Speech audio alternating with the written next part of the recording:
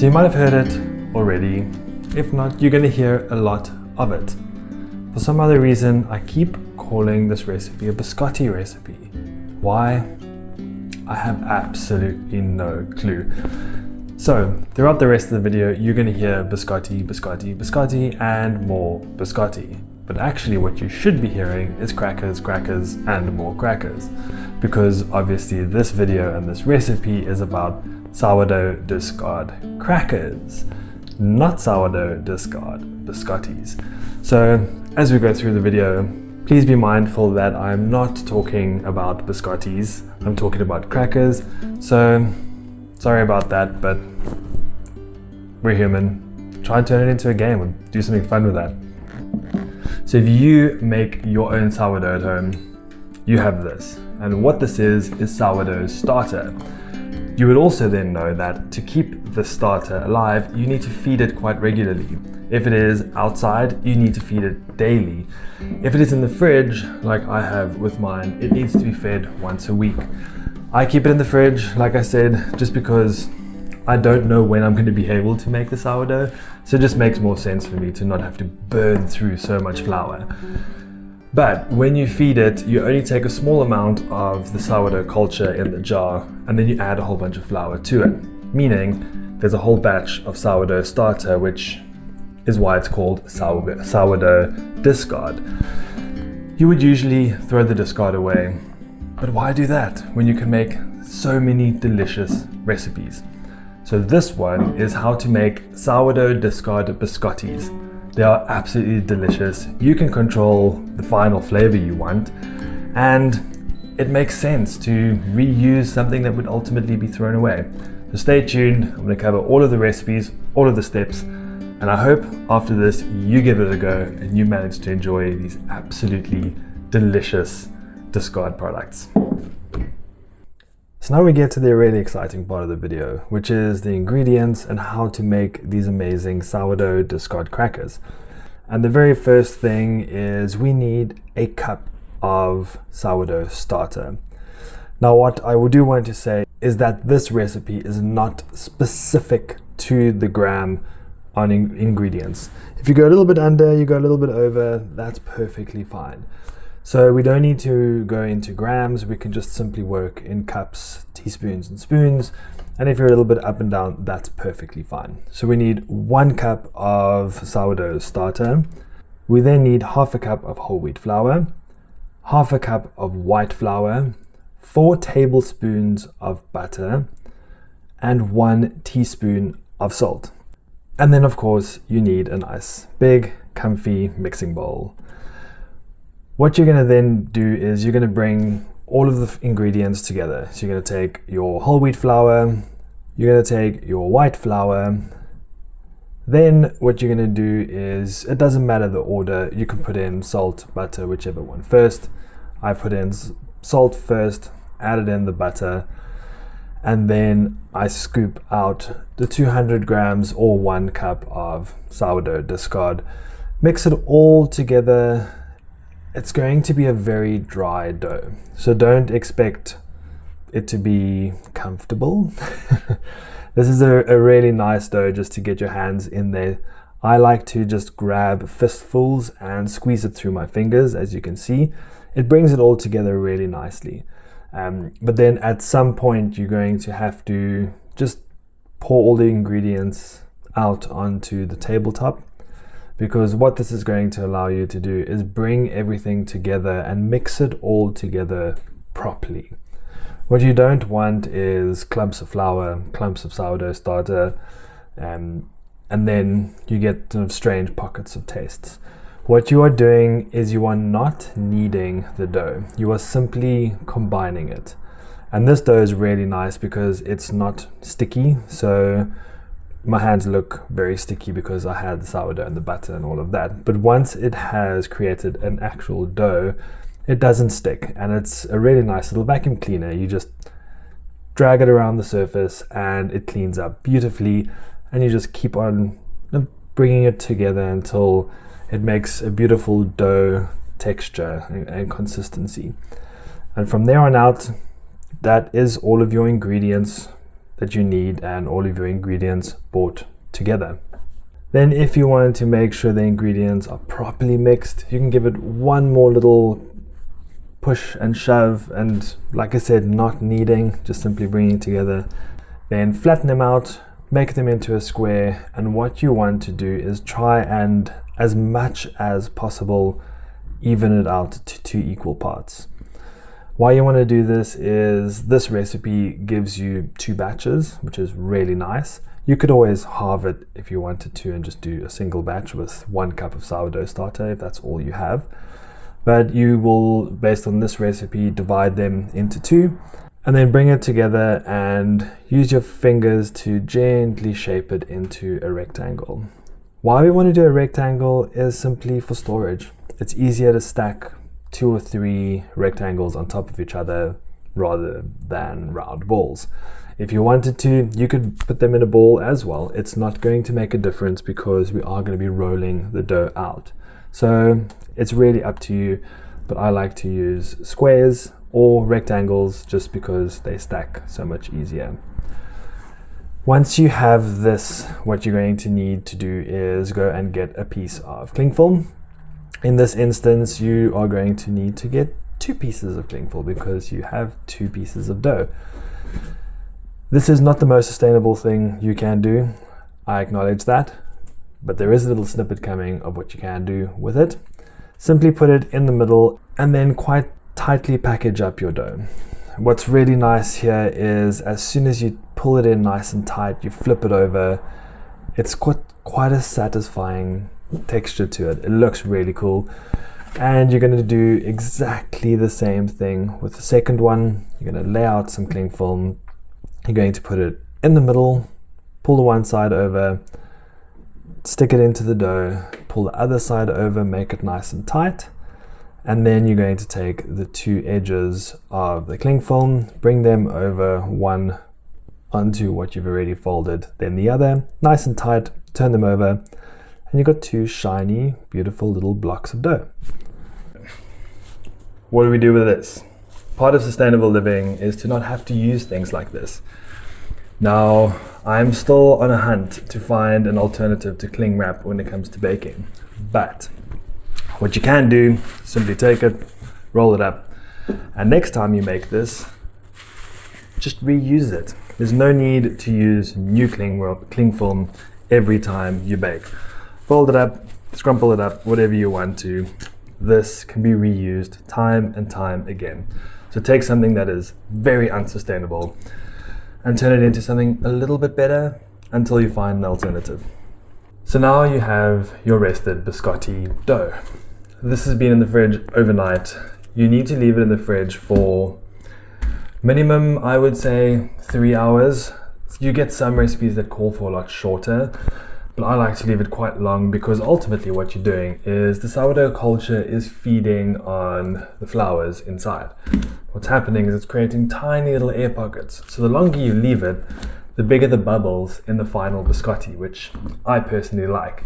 If you just want an even, non-bubbly biscuit, then there's really no need to leave it overnight and let the bubbles and all that form inside. Personally, I like it, so I do it that way. This spent the night in the fridge, and I have left it in the fridge for more than 3 days before, and it still came out perfectly fine. So this is a really good recipe to make in the evening, make it the next day, or even make it on a Friday and have it on a Sunday morning. But ultimately, you're going to need this now. There are a few other things you're going to need. First of all, you need the oven to be preset to 180 degrees Celsius or 350 degrees Fahrenheit. We're going to bake it in there for about 20 to 25 minutes, but you need to check it. Don't go by time, go by look, because different people like biscottis at different textures or levels of crunchiness. I like mine quite crunchy. Some people like it quite pale and not so crunchy. So don't go by time, go by look. You'll see the browning starting to develop and go by that. What you're then also going to need now is some flour just to dust the surface so we can do the rolling. You're going to then need a rolling pin. You're also going to need something to bake on. Now I use a silicone sheet, just because I can reuse it and reuse it and reuse it without any hassle. So the very first thing you want to do is take some flour, give the surface a light dusting, nothing over the top. Then you want to open up your little biscotti. Open up the dough, keep it inside the cling film dough. Turn it upside down, put it down. You'll see the way I have it is the rectangle is put down long ways, because when we roll it out, we don't want to obviously have the lengths going over the sides. We want to roll it out. So keep the sheet on top, and now all we're going to do is we can move it around, and we're just going to roll the dough out. As we roll the dough out, we're going to be rotating it just to evenly roll it out. And now a very important part of this step is, if you don't get the thickness right, you're not going to get the final biscotti texture that you're looking for. So don't go too thin that it becomes brittle and breaks, and don't go too thick that you end up with a rusk. So over time, you'll start to realize the texture that you are looking for that really sits well with you. When it comes to rolling it out, every now and then you do need to take this little sheet and just reapply it, because it does stretch with the dough.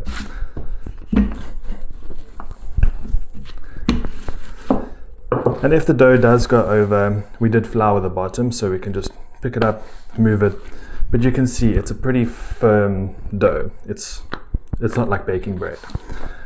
You can just reposition it,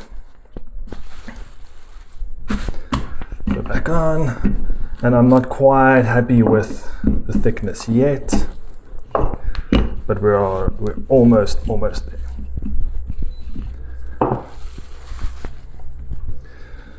Okay, this is looking much better. So if I bring it up close, you can see not too thin, it's looking pretty good. Now what you need to do is we're going to flavor this. And this is where the fun part is, because you can do whatever you want to.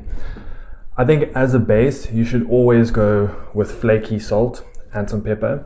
But on top of that, you can add Italian herbs, rosemary, thyme, oregano, pretty much anything you want to for flavor. So that's the next step. Let me do that and we will pick this up.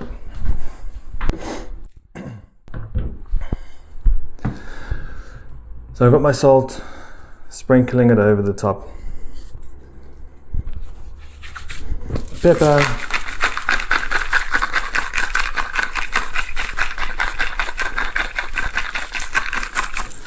So this I'm just doing salt and pepper because the kids don't like anything too extravagant. And it's also pretty simple. A really handy trick, which you don't often get told to do, which I find to be invaluable in keeping the flavors. Take your rolling pin, once you've put your flavorings on, give it a very gentle rub. All that you're doing is you are simply embedding all of your flavorings into the dough, so that when you bake it, you cut it, all of that, it doesn't end up going all over the place. And you lose all those awesome flavors you just put onto your dough. Then just before we pop it into the oven to bake, there's one more thing we need to do.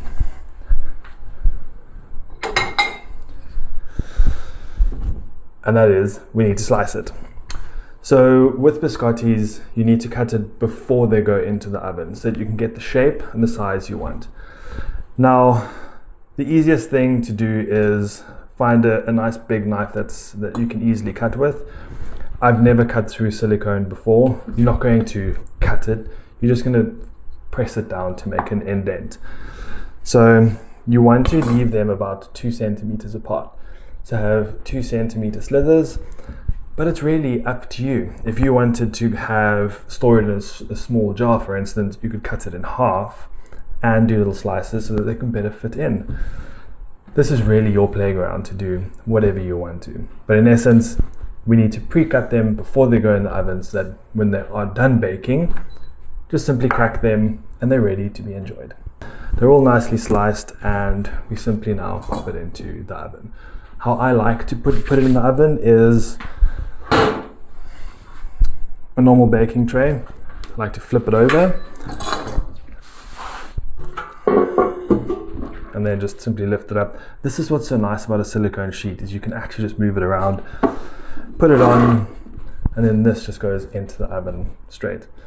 I don't like flipping it on the other side with the sides. I personally find it doesn't cook as evenly, where at least here the air can come in from the sides, not have to go down, and it creates a nice even bubbly crumb. So I'm going to see you as soon as they come out of the oven.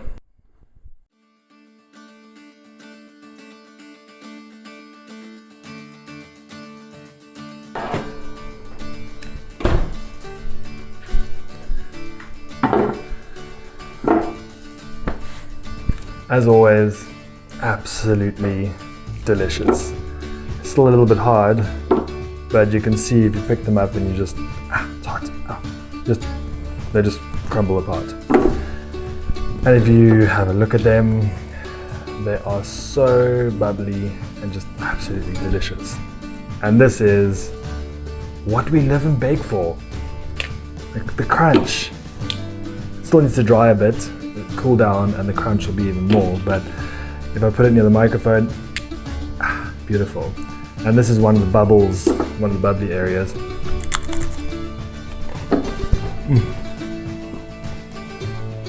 Absolutely delicious. If you couple this with some homemade hummus, a whole range of different dips, they're absolutely delicious. All you need is just let this cool off a bit.